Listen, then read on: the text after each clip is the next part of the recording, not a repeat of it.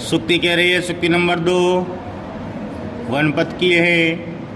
कह रहे हैं जल को गए लक्ष्मण है लरिका पर कौपी अच्छा धर के है ठाड़े।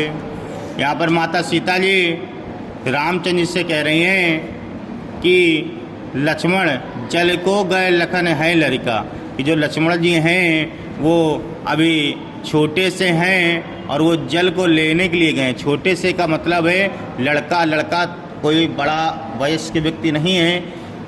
माता के लिए भाभी माँ के समान होती हैं। संतान चाहे जितनी बड़ी हो जाए लेकिन वो रहती छोटी ही है।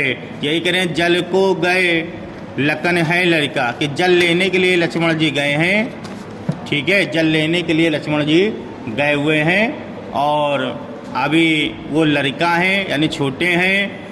परिखो पिए, परिखो, परिखो का मतलब होता है इंतज़ार करना। थोड़ा परख लेते हैं, थोड़ा इंतज़ार कर लेते हैं। छा धार के है ठाड़े, थोड़ी देर किसी पेड़ की छा के नीचे। पूरी लाइन समझिए।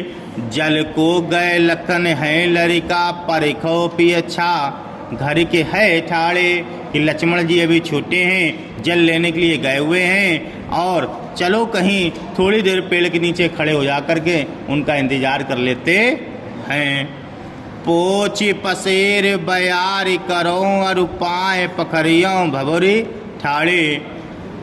उन कुछ क्षण में, उस कुछ क्षण में पोची पसेर बयार करूं, हम आपके निकले हुए पसीना को तब तक पोंछ देते हैं। और पाए पकड़ियों भभो ठाड़े, और रेत पर चलने से पैरों में जो आपके छाले पड़ गए हैं हम उनको भी पोंछ देते हैं।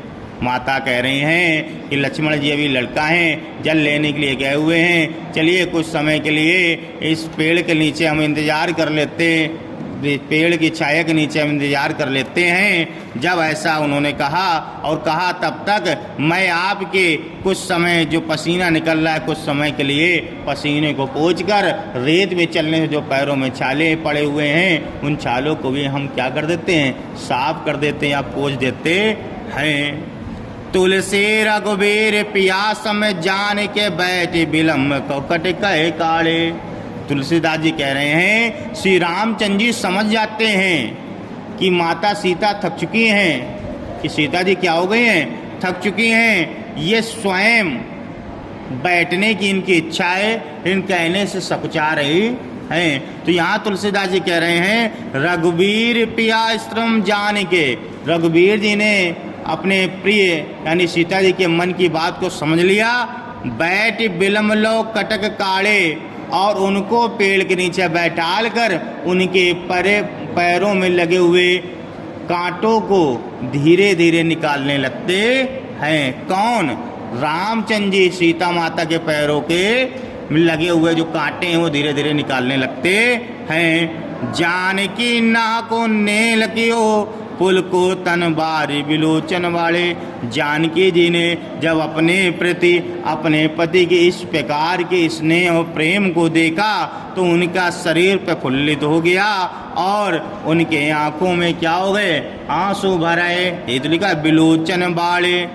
पुल को तनी, तन यानी शरीर हर्षित हो गया, बार बिलोचन वाले, और आंखों में क्या हो गए, आंसू बढ़ गए या आंसू निकल आए।